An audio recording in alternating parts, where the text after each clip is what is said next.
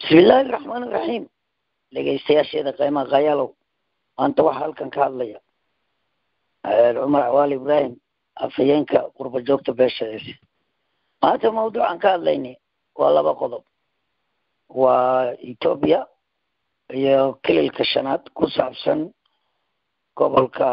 gobolada beeshu degan tahay ee galbeedka oo ku saabsan arrinta dawlad gursheegan ama ninkan Abdi Ileye oo ku dhawaaqay inuu ku darayo isagoo awood u lahayn inuu anfarta siinayo dhulka beesha Cisse ay deganta ee deegaanka Galmalo iyo Cadeyta iyo Candhuuf. iyo qodobka labaad oo ah odayaal erga ah oo beesha Cisse oo deganaa gobolka Salal oo loo diray Hargeysa inay saamiga ama cadaaladda ama xuquuq saami waxay ku laayeen dawladda Soomaaliland qoraal la u geeyay soona weydiiyay leeyahay halkay ku dambeeyeen. Assalaamu calaykum waraxmatullaahi wabarakaatuh. aad waxaan ni salaamayaa maanta. assalaamu calaykum dhageystayaasheeda aad iyo aad baan ni salaamayaa. inta ku xidhan inta dhageysata Hadhagalenews waxaan leenahay assalaamu calaykum. aad baan igu mahadinaynaa inaad arrintan markaa dhageysatiin kasoo jawaabtiinna waan iga codsanaynaa.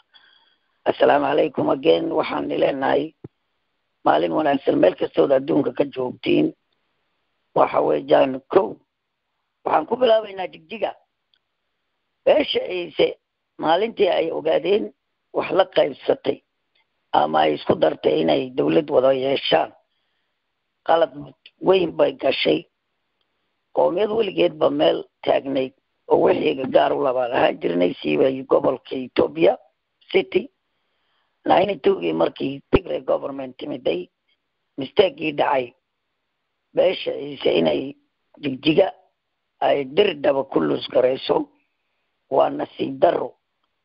waxa weeyaan nasiib darrada ku dhacday markii siiba dadkii Jabuuti ayay wada galeen intii badnayd. dadkii intii ku hadhayna markaa tol waxay moodayeen magaca Soomaali. sidaabaan maanta dirdaba ayay ku jirtaa question mark in ay Oromotia sheegato oo lala wadaago maamulkii lagana dhigo federal city. dirdaba waa inay ku soo noqoto dadkii iska lahaa sidii beesha Cisse siyaasiyiinta Cisse gendaha iyo ugaas arrintaa inay u kacaan oo ay dirdaba adisowaan maxkamad iyo meel kastaba la maro. waa kowta tani imika uu Cabdi Ileyeh ku dhaqaaqay. Cabdi Ileyeh waa naqaanaa nin maaragtay qabyaalista ah oo dan gaara wata inuu ahaa waan isku ogeyn. 2009 markii aan ku kacnay nidhi gobolka city gaar baan u goynaynaa oo kililka Soomaalida waan ka baxaynaa. waa kii malasanaawi leetaraan u qornay, waa kii kulana la yeelanay. arrintii markii dambe Cabdi Ileyeh buu calacalay wuxuu yidhi war anigu noqon maayo nin gobolka Soomaalida wax ka baxsha. maxamed cabdi jibriil baa dhul Soomaali baxshay, anigu qalin ku duubi maayo bixin maayo buu isagu ku andhacooday. odayada beesha Cisse gendaha iyo ugaas waxay moodeen nin daacada oo runa. markaasay aqbaleen ay yidhaahdeen war bal Ciisow ninkani gobolka nagula dacwiye iska daaya imika ahaan Soomaalinimadaan ku wada joogno. malasanaawi markii loo tegay odayadii ugaasku u tageen 2010 ayaa lagu yidhi war dadka reeshinile inay raalli kayin horta keen. odayadii uu afka u macaaneeyey uu adisooba tegey oo odayadii yidhaahdeen war ninkan anagu waa madaxweynaha yagii gobolka imika qasku ka taagan yahay meesha anaka iska degan qoomiyadda 300,000 oo kun 400,000 oo kun baana degan. waana 500 mile square weeyaan from Djibouti to Galmalo Hawaas ilaa iyo maaragtay Hadhagala. dhulkaas oo dhan Cisse degan waa dhul Soomaaliyeed. Ciise dee keligii had deganaaday laakiin maanta waa dhul Soomaali. marka waxa weeyaan Cabdi Ileyeh ay wax yidhi baad noqotay, sharaftaadii baad daawacday, sharaftii Soomaalina waa daawacday.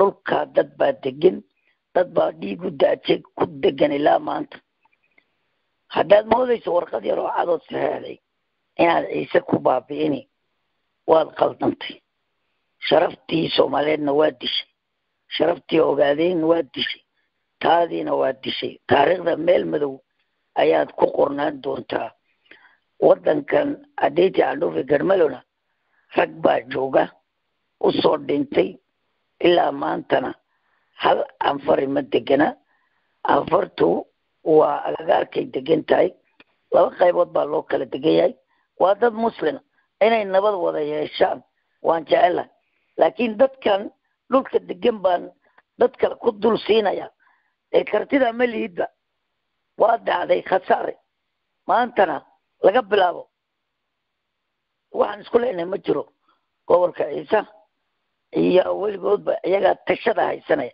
talada ciise haysanaya talada waxaan faraynaa siyaasiyiinta ciise ee jigjiga jooga iyo kuwa kale iyo odayadaba iyo dhammaan gobolka degan waa dantiina qabsada ha u daba fadhiisanayna nin kala arrintiina iminkana qodobka labaad somaliland waxaa soo socota election waxaan faraynaa siyaasiyiinta beesha ciise ee gobolka salol yoolayso shacbigaba electionkii 2012kii dhacay ay iswada garab cararteen inay noqon golaha gurtida iyo golaha baarlamanka war inigu dib u heshiiya gaar isku arka reer kasti qofkay musharax ka soo dhiganayaan haddaba ha laga sii shaqeeyo waxay noqotay arrinta labaad odayaasha ku sugnaa hargeysa ee ergada elgaal la fadhiisatay halkaa tagtay 4 bilood baad fadhidaan waxbaa yaraatee dad ini dhegaysta iyo dad wax nila leh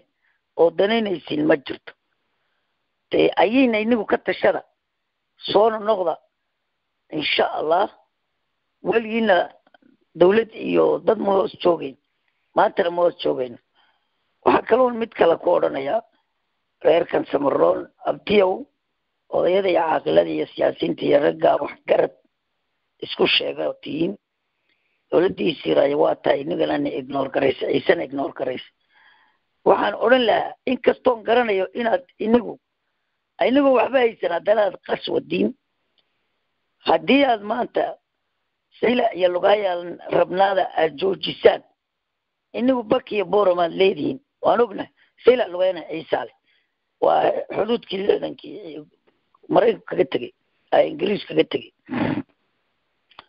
wardan quraan leenahay dulun baa lanagu hayaa anaga lanagu hayaa waxaan u sheegaynaa beesha samarone ciise iyo samaroon aan isku qabsano aan dan qura yeelano dulun quraa lanagu hayaa cashuurta lanaga guro ee ka soo baxda waddankeena hargeysa la geystaa xalun lanooma qabto iskuul lanooma dhiso rood lanooma dhiso waad arkaysiin dhibaatada ka taagan waar isla qabweynidan aad wadiin ee qolada ugu tacliin badan baa naga cilmi laa yanfac qalbiyaa yakshaa iska joojiya waalidan dantiina garta unity aan samayno anina qora uga jeysano dowlad ku sheegan reer isxaaqee beenta ah ayagiibaa isku leynaya dhexdooda inaga waxba nooma qabanayaan taasi waa dardaaran aan u jeedinayo beesha samaroon haddaad dadka la shaqaysan weydeen keligii waxba ma qabsanaysiin 23 sanaad tihiin madaxweyne ku-xigeen calaacalna waad ku jirtiinu goormaad dee meel gaadhaysin insha allah inaad wax aragtiin baan filaynaa wabilaahi tawfiiq halkaa waxaa ka hadlaya cumar cawaali ibraahim afhayeenka qurba joogta beesha ciise assalaamu calaykum waraxmatullahi wabarakaatu